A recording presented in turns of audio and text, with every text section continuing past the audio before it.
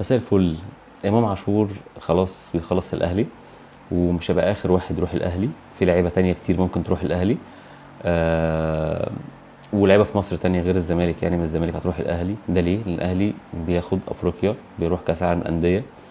في استقرار، في فلوس، في رعاه، في حاجات كتير قوي.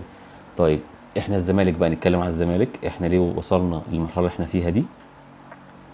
اللي عايز حد يتكلم معاه يقول له احنا مظلومين ويطبطب على بعض وكده، يروح يتفرج على قناه الزمالك. هناك شغالين ندب وسويت ومش عارف ايه وحاجات كده، فيروح يتفرج هناك. يعني لكن نتكلم بالعقل، تعالى نتكلم بالعقل هنا.